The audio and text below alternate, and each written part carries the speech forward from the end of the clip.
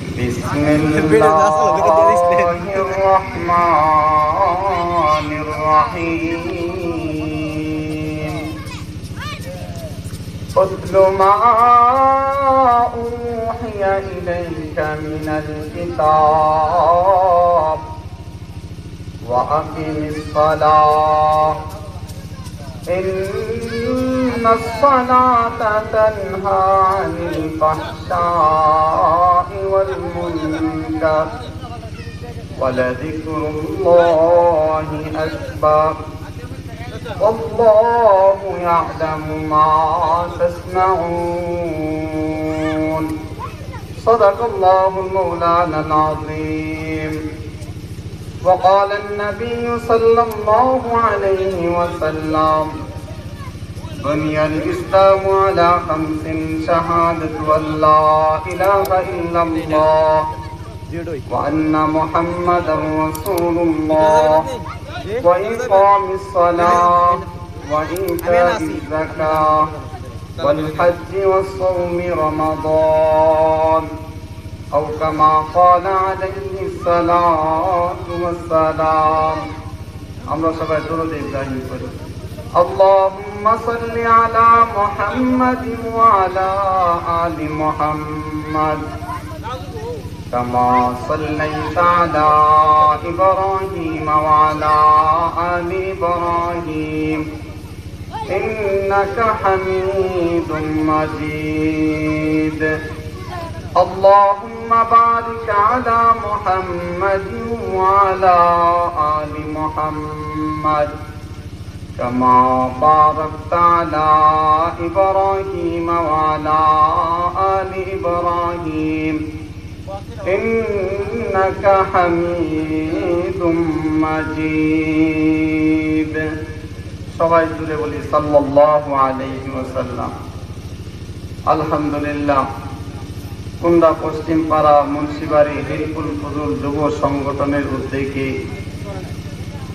আজকে ইসলামী মহাসম্মেলনের শ্রদ্ধেয় সম্মানিত সভাপতি সাহেব, প্রধান অতিথি, বিশেষ অতিথি বৃন্দ, আমার সামনে উপস্থিত মুরব্বী বাবারা, যুবক ভাইয়েরা, পর্দানিশীল মা ও বোনেরা, সর্বপ্রথম রব্বুল আলামিনের দরবারে শুকরিয়া আদায় করি যে রব্বুল ইজ্জা আমাদেরকে এই সম্মানী এক মাসের মধ্যে কোরআনের মাহফিলে, কোরআনের প্যান্ডেলে বসার তৌফিকটুকু দান করছেন। এই জন্য সকলেই কালিমাতু শুকরিয়া আদায় করি, সবাই বলি আলহামদুলিল্লাহ।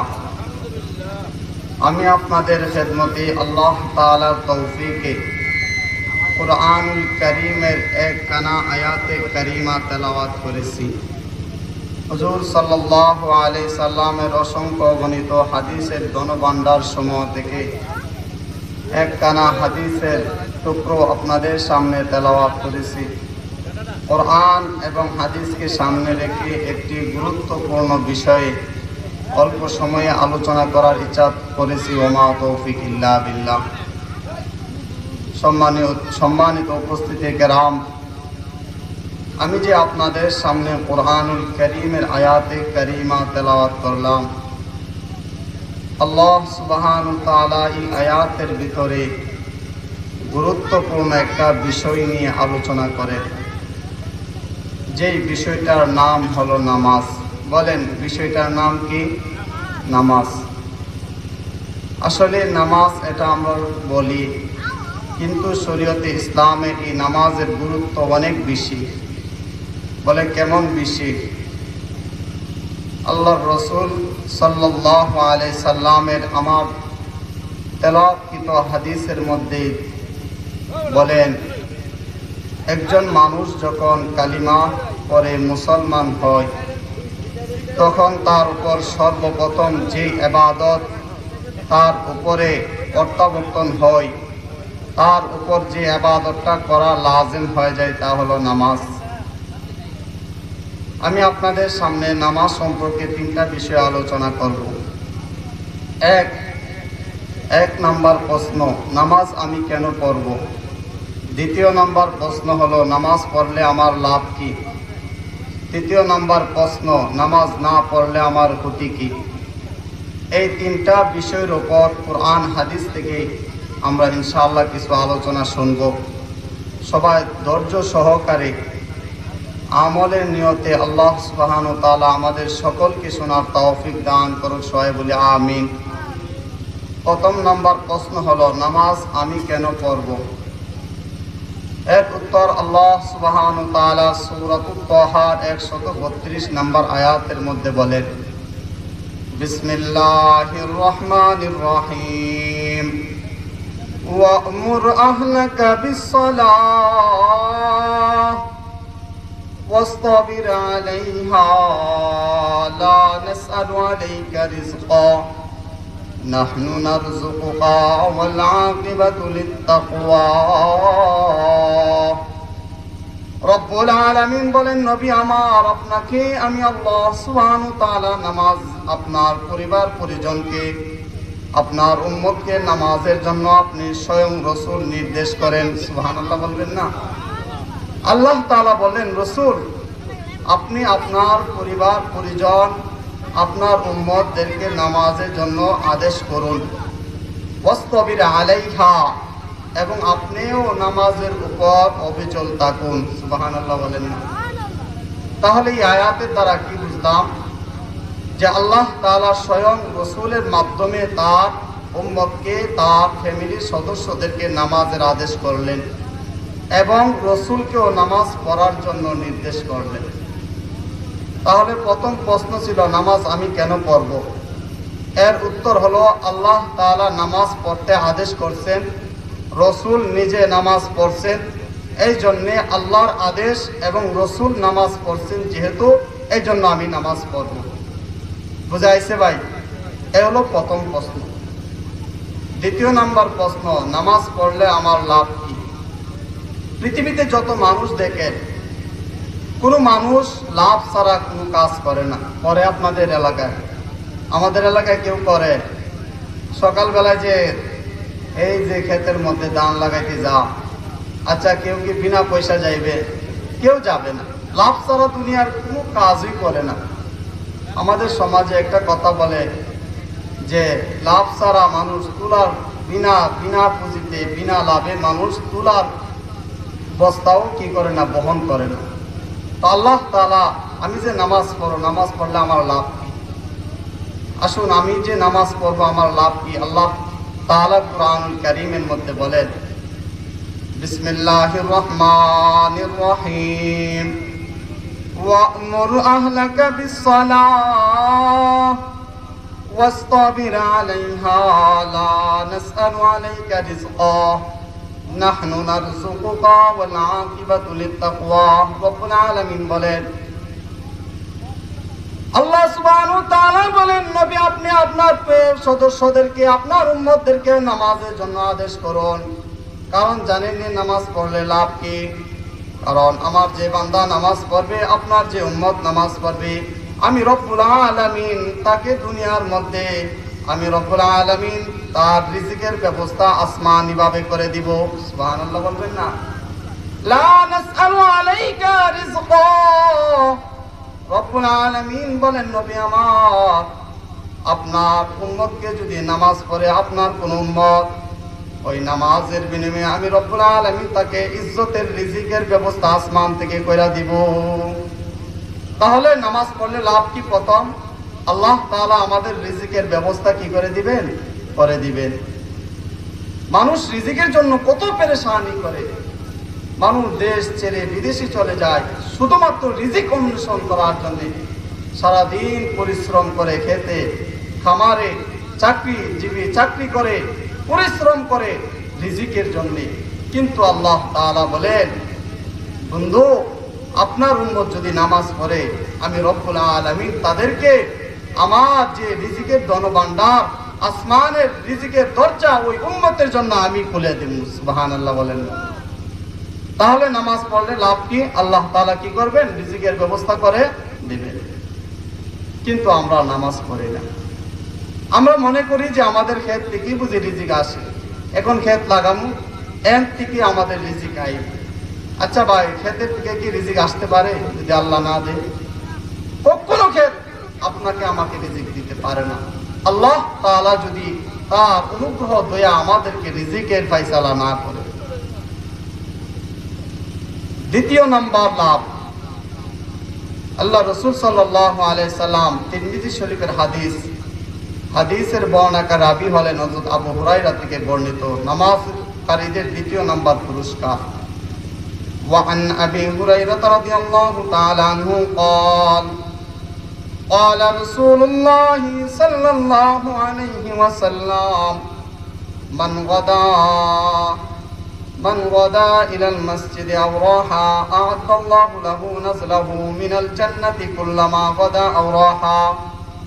আল্লাহর রাসূল বলেন, যদি কোনো ব্যক্তি সকাল সন্ধ্যায় মসজিদে ভ্রমণ করে, মসজিদে যায় নামাজ পড়ার জন্য, ফজরে গেল, যোহরে গেল, আসরে গেল, মাগরিব গেল, এশার গেল, রব্বুল আলামিন বলেন আমার যে বান্দা নামাজের পাবন্দি হবে, নামাজের জন্য সকাল সন্ধ্যা মসজিদে যাবে, আমি রব্বুল আলামিন আমার ওই বান্দাকে জান্নাতের মধ্যে তাকে সকাল সন্ধ্যা মেহমানদারির ব্যবস্থা করব। সুবহানাল্লাহ বলবেন না? আরে কে রিজিকের ব্যবস্থা, কে জান্নাতের মধ্যে মেহমানদারি করাবেন? কে? সর্বশ্রেষ্ঠ মানব, সর্বশ্রেষ্ঠ বাদশাহ আল্লাহ সুবহানাহু ওয়া তাআলা আপনার আমারকে জান্নাতের মধ্যে মেহমানদারির ব্যবস্থা করে।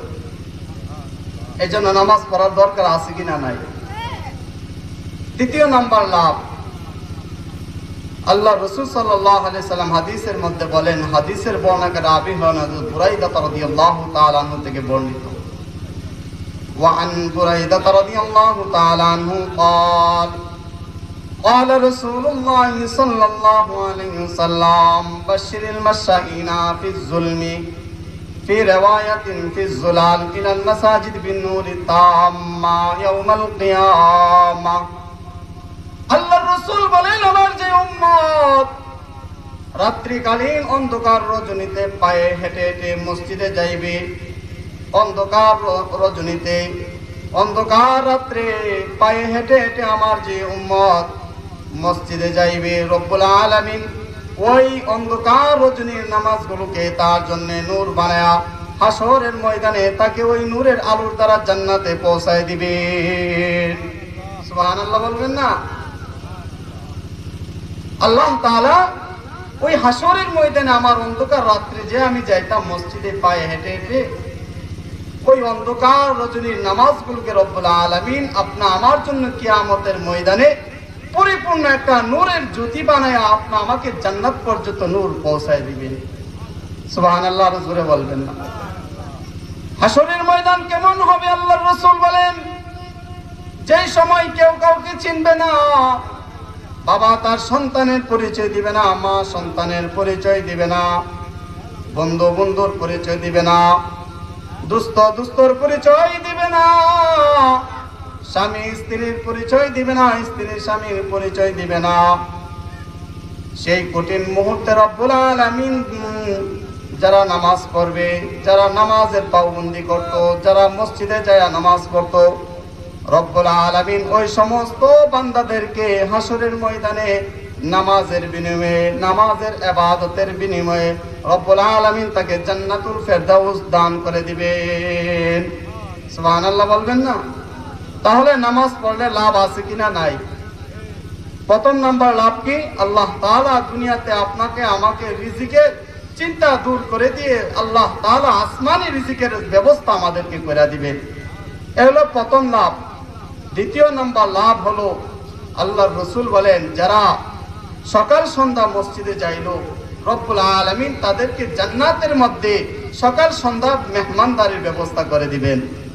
তৃতীয় নম্বর লাভ, আল্লাহর রাসূল বলেন, যারা অন্ধকার রজনীতে নামাজ পড়ার জন্য গেল, রব্বুল আলামিন তাদের নামাজকে হাসরের ময়দানে নূর বানায়া তাদেরকে জান্নাত পর্যন্ত ওই নূর পৌঁছায়া দিবেন। এজন্য নামাজ পড়লে লাভ আছে কিনা নাই? জোরে বলেন না? কিন্তু আপনার আমার কি অবস্থা? নামাজের মধ্যে আমাদের অবহেলা চলে আসে। ভাই নামাজ পড়বেন না? হুজুর এখন ক্ষেত লাগানোর সময়, এখন যদি ক্ষেত না লাগাই তাহলে সারা বছর খাই মুরগি। আরে আল্লাহর পক্ষ থেকে যে রিজিক আসে, এটা চিন্তা আমাদের নাই। আমাদের তো চিন্তা এখন যে এখন ক্ষেত লাগাবো, ওই ক্ষেত পাকবে, তারপরে ওই ক্ষেতের দান আমরা খাবো, এটাই বুঝি রিজিক না, এটা রিজিক নয়। রব্বুল আলামিন যদি এই জমিনের মধ্যে ফসল না দেয়, দুনিয়ার কোনো ব্যক্তি ওই জমিন থেকে ফসল উৎপাদন করতে পারবে না। এই ইয়াকিন আমাদের নাই, এই তাকওয়া আমাদের ভিতরে নাই। অথচ সাহাবীদের অবস্থা কেমন ছিল? সাহাবীদের ঘরে খাবার না থাকলে তারা নামাজে চলে যাইত। আল্লাহর রাসূলের একজন সাহাবী ঘরের ভিতরে যায়, বলে বিবি আমার খাবারের কোনো ব্যবস্থা আসেনি। বিবি বলে না, খাবারের তো কোনো ব্যবস্থা নাই। সাহাবী বলে ঠিক আছে, তাহলে আমি খাবার পাঠাইতেছি। সাহাবী যায় ওযু করে নামাজেও দাঁড়াই গেলেন। নামাজ পড়ে আবার আয়েশা বলেন, বিবি আমার খাবারের কোনো ব্যবস্থা হয়েছে? স্ত্রী বলেন, খাবার পাঠাবেন বলে ঘর থেকে বের হইলেন, কিন্তু খাবার তো পাঠান নাই, তাহলে খাবার কিভাবে আসবে? সাহাবী বলে ঠিক আছে, আমি যাইতেছি। সাহাবী দ্বিতীয়বার ওযু করে নামাজে দাঁড়াইলেন। নামাজের পরে সাহাবী আবার ঘরের মধ্যে আয়েশা বললেন, বিবি খাবারের কোনো ব্যবস্থা হয়েছে? বিবি বলে না, খাবারের তো কোনো ব্যবস্থা হয় নাই। সাহাবী বলে ঠিক আছে, আমি খাবারের মালিকের সাথে কথা বলতেছি। আবার সাহাবী যায় ওযু করে আবার নামাজে দাঁড়ায় যায়। নামাজ পড়ে আয়েশা বলে, বিবি রে খাবারের ব্যবস্থা হয়েছে নি? বিবি বলে, স্বামী আমার, আমাদের ঘরে যে এও ছিল, আমাদের ঘরের যে চাকরি ছিল, ওই চাকার পাক দিয়ে গমের আটাগুলো নিচ থেকে কুদরতি ভাবে বের হওয়া আরম্ভ হয়ে গেছে। সুবহানাল্লাহ বলবেন না? সাহাবী বলেন, এটা নিশ্চয় আল্লাহর পক্ষ থেকে রিজিক আসছে। স্ত্রী বলেন, আমি আমার ঘরের যতগুলো পাত্র ছিল সবগুলো বইরা ভরপুর করে ফেললাম। সাহাবী এটা দেখার জন্য যখন আলগি দিলেন, সাথে সাথে আসমানি রিজিকের ব্যবস্থা বন্ধ হয়ে গেল।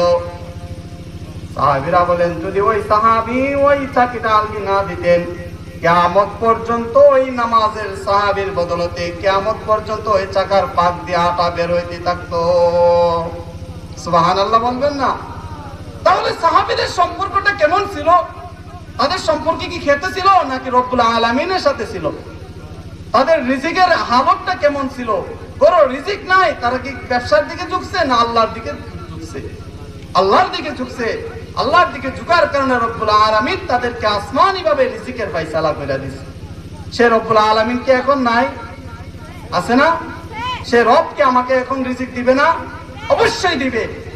যে রব সাহাবীকে রিজিকের ব্যবস্থা করছেন, সেই রব তো এখনো আছে। সেই রব যদি এখনো থাকে, আমার কেন আসমানি রিজিক আসবে না?